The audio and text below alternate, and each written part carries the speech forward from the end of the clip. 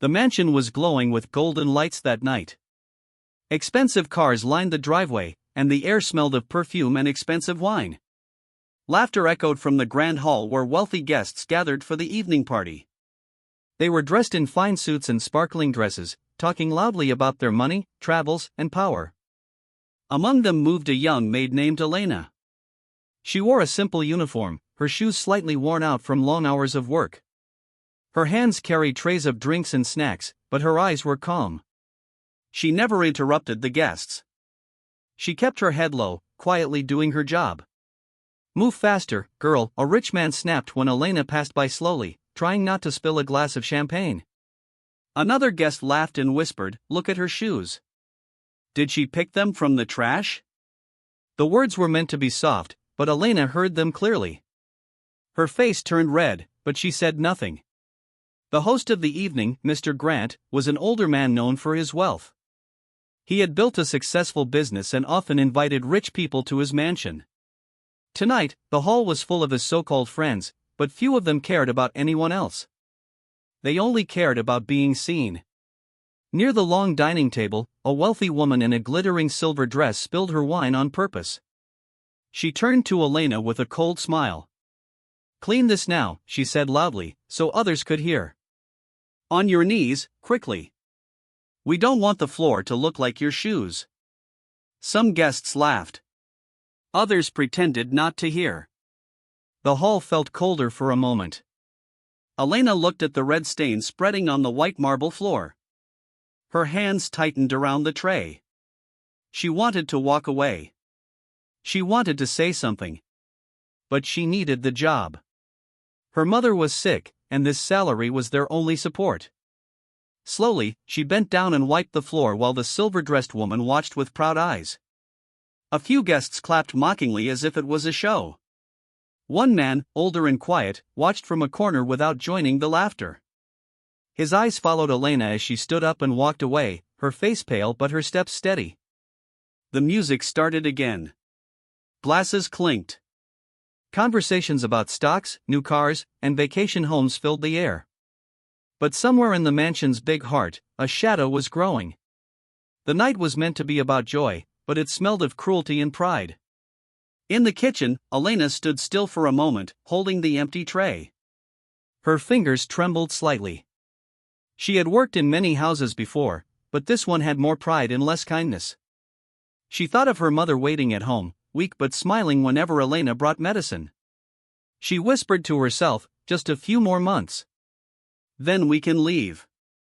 Back in the hall, the silver-dressed woman kept laughing loudly, telling everyone how funny the maid looked while cleaning.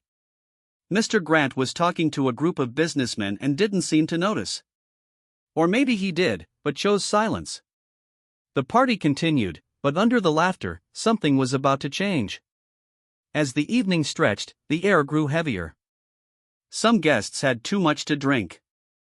Others began to argue about business deals. Elena moved between them like a ghost, refilling glasses, picking up empty plates, and trying not to be seen. Yet, one thing was clear, they all saw her. They just chose to treat her as less. Outside, the wind blew gently over the dark gardens. Inside, pride was louder than music. But in that same mansion, locked in a study upstairs, lay a sealed envelope with Mr. Grant's handwriting. No one knew about it except him, and soon, fate would make it matter. Elena didn't know her life was about to change forever. She only knew one thing that night: humiliation hurt, but silence was her only shield. Little did those wealthy guests know, the same girl they mocked was about to hold the keys to everything they desired. The party ended late in the night. The grand hall that had been filled with music and laughter now stood silent. Empty glasses and plates lay scattered across the long table. The smell of rich food still lingered in the air. Elena moved quietly between the chairs, collecting leftovers, folding napkins, and setting everything back in place. The wealthy guests had gone, leaving only their perfume and pride behind. She walked slowly toward the study to close the windows before leaving. The room was dark, lit only by a small lamp on the heavy oak desk. Papers were stacked neatly, and a strong scent of old books filled the air. As she reached for the curtains, her eyes caught something unusual: a sealed envelope, resting in the middle of the desk.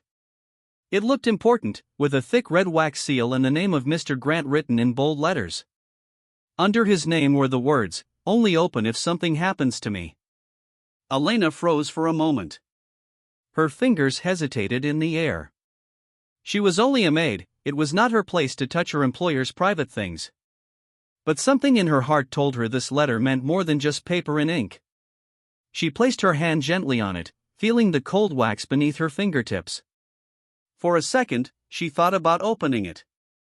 But then she shook her head. No. It's not my right. She left the envelope where it was, closed the windows, and turned off the lamp. Outside, the night was still and quiet. The mansion, which just hours ago had been alive with noise, now felt like a sleeping beast. By the time Elena reached her small room in the servants' quarters, her feet were aching. She lay down on her narrow bed, but sleep did not come easily. Her mind replayed the laughter, the cruel smiles, the spilled wine. She clenched her pillow and whispered, "One day, things will change." She did not know how close that day was. The next morning, the mansion was full of hurried footsteps and hushed voices. Something was wrong. Elena woke to the sound of a servant knocking on her door.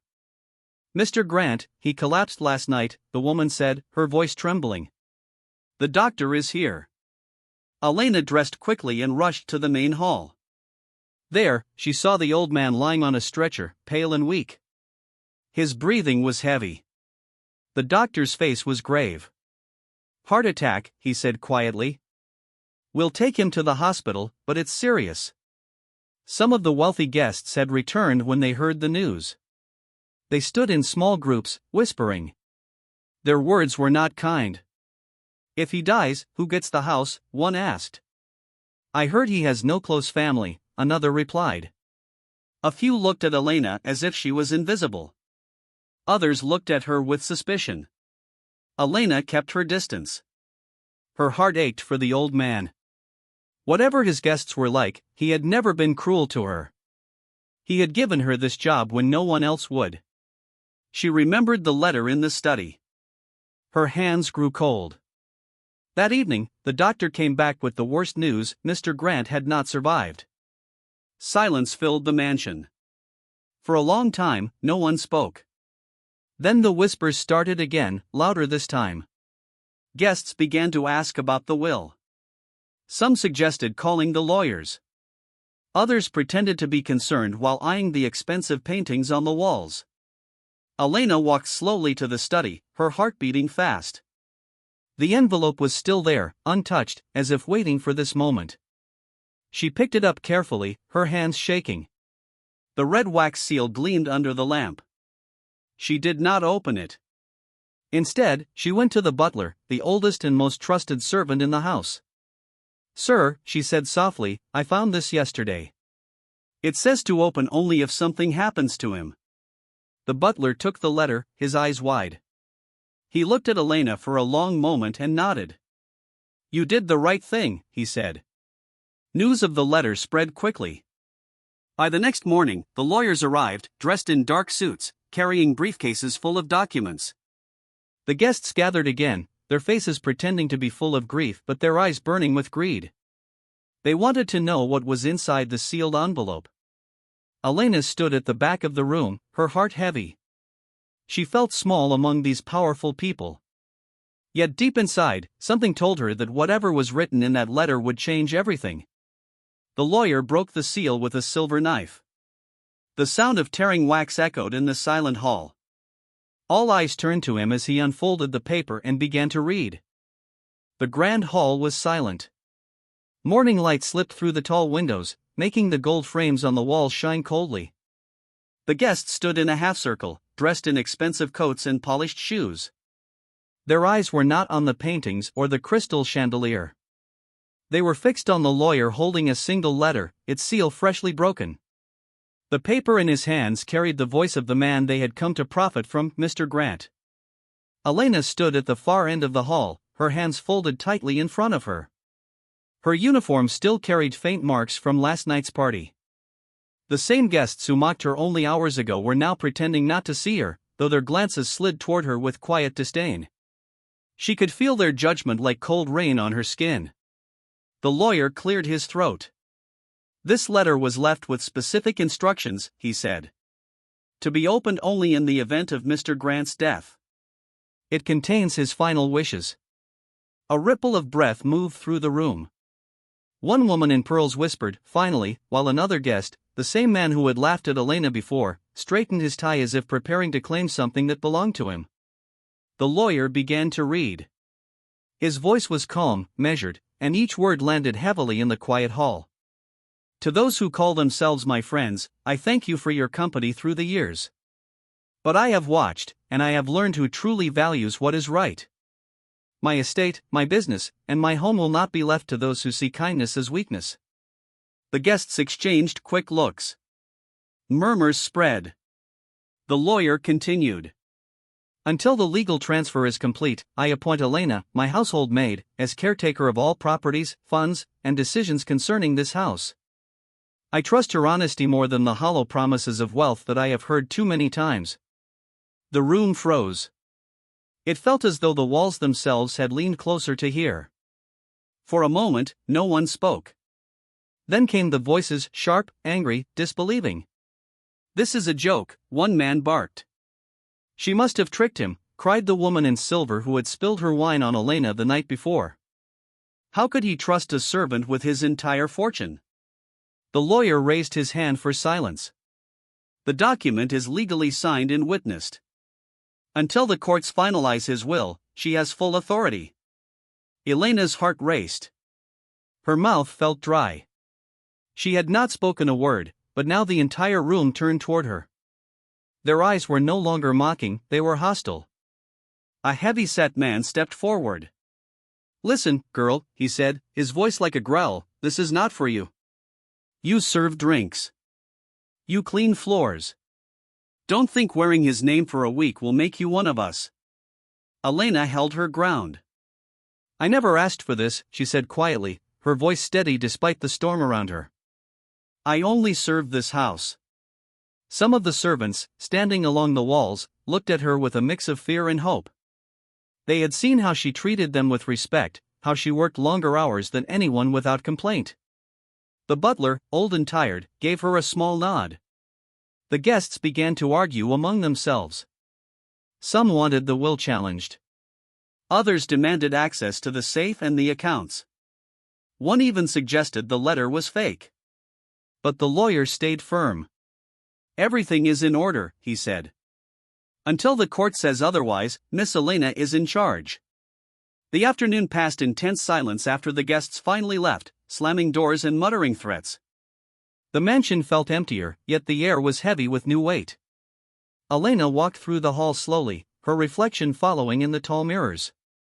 The place that had made her feel small now seemed larger, colder, and dangerous. In the study, the butler placed a ring of keys on the desk. He trusted you, the old man said softly. More than he ever trusted them. Elena picked up the keys. Her hands were still trembling. She thought of her mother, lying in their small house across town, waiting for medicine. She thought of the laughter that had filled this hall just one night before. Now, the same voices wanted her gone. She whispered, I don't want their fortune. I want peace. But deep down, she also felt something she had never felt before, strength. It came quietly, like the first light of morning, soft but impossible to stop. Outside, the wealthy guests were already plotting. Some called their lawyers. Others spread rumors. They would not let a maid stand above them. Not without a fight. Inside, Elena stood at the tall window, looking at the garden where the roses were still wet with dew. The house was hers to protect, for now. And whether she wanted it or not, a storm was coming. The following days in the mansion felt like walking through a battlefield without smoke. The rich guests who once laughed with wine in hand were now returning one by one, their smiles sharp and their words coated with poison. They did not come to grieve. They came to reclaim what they believed was theirs. Elena moved through the grand halls with the same simple shoes and the same uniform, but the air around her had changed. Servants whispered when she passed. Some looked at her with quiet respect, others with fear of what the powerful guests might do to her. The lawyers had confirmed it again that morning. Until the court's final process, she was the legal caretaker of the estate. The first attack was soft. A wealthy man with a gold watch stopped her near the staircase. "Elena," he said with a fake gentle smile, "you are young. You do not understand these matters. Handling such wealth is not for someone like you. Sign a paper, step aside, and we will take care of everything. We can even give you a small reward. Enough for a little house, for your sick mother, perhaps?" Elena looked at him. His words were sweet, but his eyes were cold. "Thank you," she said quietly, "but Mr. Grant trusted me. I cannot break that." His smile disappeared. "Then do not expect kindness from us," he hissed before walking away. By the evening, the whispers had turned to open mockery. A group of women sat in the lounge, sipping tea, their voices loud enough for her to hear. "Look at her," one said, "still wearing that ragged dress, pretending to be a lady." Another laughed, "She should be serving us tea, not deciding who drinks it." Elena said nothing. She served the tea, placed the cups gently, and left without a word. Her silence burned them more than any reply. That night, when most of the guests had gone, the butler entered her room with a worried face. "They are plotting," he warned. Two of them were seen in the study, trying to open the drawers. One of the businessmen has called his own lawyer to challenge the will. And, he hesitated, they say you are stealing. They are spreading it in the city.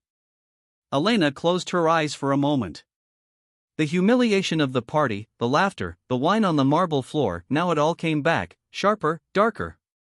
But she also remembered Mr. Grant's tired smile when he had hired her, his quiet words, "This house needs someone honest." "Let them talk," she said finally. "Truth doesn't need shouting." The next morning brought more poison. Newspapers had small lines about a maid inheriting a fortune, and the guests carried them like weapons, waving the headlines in her face. "See," the woman in silver snapped, "this is what you have done, turned his good name into a circus." Elena stood her ground. "I did nothing but serve this house," she said softly. "And I will keep doing that until the court decides." Her calm voice only fueled their anger. That evening, one of the guests tried to take a painting from the wall, claiming it was a gift from Mr. Grant. Elena stopped him with the lawyers beside her. "You cannot take anything without proper record," she said firmly. For the first time, her voice carried power. The man glared at her and left, his footsteps echoing down the marble floor like thunder. Slowly, the staff began to gather around her. The cook, the gardener, even the young maid who always hid behind the curtains, they started to help her, guarding the doors, locking the storerooms, keeping watch on the guests. Not because she ordered them, but because they saw something in her they had never seen in the rich, fairness. Late one night, the butler found an old recording in the study, hidden in a drawer the guests had failed to open. It was Mr. Grant's voice. On it, he spoke clearly, "If you are hearing this, it means I am gone. To those who wonder why I chose Elena, know this: she worked when others demanded. She cared when others mocked. She is not just a maid. She is the only honest heart left in this house." The butler played it in the hall the next morning. The guests who were present turned pale. The woman in silver clenched her handbag, looking for a new excuse to hate her. But the words were too clear. Elena stood near the doorway, listening, her hands folded. For the first time, she allowed a small smile to touch her face. Not of pride, but of quiet strength. The fire they had tried to burn her with had only made her stronger. Outside the mansion, rumors were spreading, but so was curiosity. Journalists wanted interviews. People wanted to know about the maid who did not break under pressure. Inside, the wealthy guests were realizing that their mockery was no longer enough. If they wanted the fortune, they would need more than words. And so the war inside those golden walls entered a new stage, not of laughter, but of desperation. The mansion no longer echoed with music or gentle laughter. It was filled with low voices, quick footsteps, and the sharp rustle of papers as lawyers and investigators moved through the halls. The rich guests had stopped pretending to be polite. Their faces were tense, their words clipped and cold. They wanted control, and they wanted it fast. But every door they tried to open now had a lock. Every lie they whispered now met a wall. Elena walked those same marble floors, her simple shoes tapping softly. She still wore her plain uniform, though some of the servants had urged her to dress differently now that she held the keys. No, she told them. I am still who I was. Clothes do not change truth. Her voice was steady, and her calm eyes were beginning to unsettle those who wished to see her broken. An official investigator arrived one morning, carrying a thick folder. He sat with the lawyers in the study, the same room where the sealed letter had been found. They opened drawers, checked signatures, called banks, and matched documents. By evening, his words cut through the tension like a blade. The will is real. The transfer is legal. There is no sign of fraud. The news spread through the mansion like a sudden wind. Servants whispered with relief. The guests clenched their teeth. One of the businessmen slammed his fist against the polished table. This is madness, he barked. She is nothing. We have known Grant for years. This should be ours. But the law did not bend for their anger. Security was placed at the gates. Lists were made of all valuables. No one could take a single item without a written record now. It was the first time in years the mansion had seen such order, and it came not from the rich, but from the one they had mocked. 2 days later, a guard caught a guest in the wine cellar with a bag full of silverware and old coins. The news reached the main hall quickly. The same woman in silver who once forced Elena to kneel now tried to leave the house in a hurry. I came here as a friend, she said loudly, and this is how I am treated? Guards watching me like a thief? But her voice shook as the investigators searched her car and found 2 missing antiques wrapped under the seat. One by one, the masks fell. Their fake smiles, their polite greetings, their soft voices, now gone. What was left was greed, exposed under bright morning light. Elena did not shout. She did not raise her hand or throw them out with rage. She simply stood in the hall, the keys hanging from her wrist, and spoke clearly, "This house is not a market. It is not a game. Mr. Grant trusted me to keep it safe until the law decides. And that is what I will do." The staff stood behind her. The butler, old and stiff, placed a gentle hand on her shoulder. "You are doing what he wanted," he said, loud enough for the guests to hear. The newspapers began to write about her. First, just a few lines. Then, whole columns. The maid who would be master. From humiliation to heir. Pictures of her walking through the garden appeared on the city's social pages. Strangers sent letters, some full of advice, others full of hope. There were even children who sent little notes saying, "Don't give up." And the guests? The same ones who had laughed and spilled wine? They now avoided her eyes. Some tried to smile politely, hoping to mend what they had broken. One came to her late at night, whispering apologies, asking if there was still a way to be part of the house's future. She listened but said nothing. Her silence was heavier than anger. By the end of the week, the mansion felt different. It was still full of gold frames and shining chandeliers, but the true weight had shifted. It was no longer a place where wealth ruled without question. It had become a place where character was being measured quietly, without loud voices, without grand speeches. Elena sat one evening in the study, the same room where she had once hesitated to touch that sealed envelope. Now the keys lay before her, and the staff waited for her decision about the coming days. Her mother's medicine was being delivered on time. The lawyers had arranged protection. And yet, she felt no joy, only a deep, steady strength.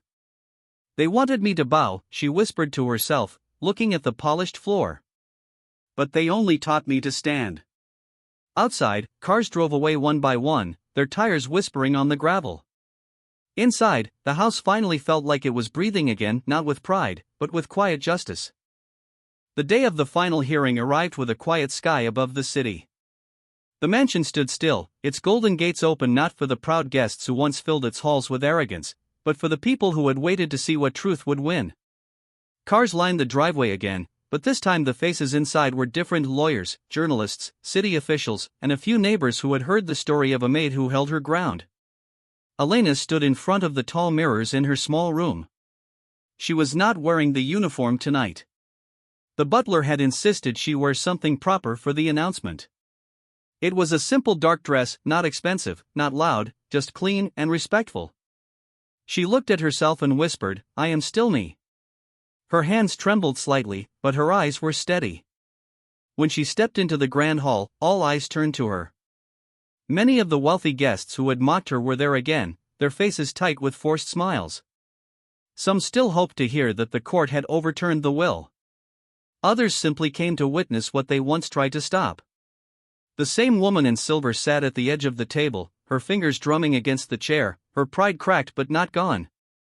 The lawyer cleared his throat and spoke loudly so that everyone could hear. The court has reviewed all documents, all signatures, and all testimonies. There is no fraud. There is no mistake. As of this day, Miss Elena is the rightful owner of Mr. Grant's mansion, properties, and business interests. For a moment, there was only silence. Then a soft gasp, a dropped glass, a muttered curse from the back of the hall. Elena felt her heart beat hard against her chest. The same place where she once bent down to wipe spilled wine was now the place where she stood tall, holding the keys that were once only a dream. The woman in silver rose from her chair, her voice sharp. "You may have the papers," she said, "but you will never be one of us." Elena turned to her slowly. Her voice was calm, but it carried through the room. "I never wanted to be one of you," she said. "I wanted to be honest. I wanted to serve. I wanted to help those who needed it. That is what he saw in me, and that is what I will protect." Some guests lowered their eyes. Others turned and left, their shoes clicking against the marble floor like small defeats. A few, surprisingly, came forward to shake her hand, their pride finally bending to respect. In the weeks that followed, the mansion changed. The heavy curtains were opened wide. The long dining table, once used for shallow laughter, was filled with warm meals for children from the nearby shelter. The garden became a small community space where families came on weekends. The staff who had stayed were given better wages and kinder hours. For the first time, the house felt alive, not because of money, but because of care. One bright afternoon, Elena sat in the same hall where her story had turned. The butler stood beside her, the same quiet strength in his eyes. "You did what most would never dare," he said softly. Elena smiled faintly. "I only did what was right." Outside, some of the wealthy guests drove by, seeing the gates open and the laughter of children inside. They remembered the night they mocked her. Some felt shame. Some felt nothing. But they all knew one thing: they could not erase what had been written. Elena often walked through the rooms alone, touching the cold railings, the polished tables, the quiet walls. She did not feel like a queen. She felt like a keeper of a promise, of a man's trust, of a lesson that wealth cannot buy. And when people asked her what had changed her life, she only said, "Respect costs nothing, but it can change everything." The mansion, once a stage for pride, had become a home for dignity.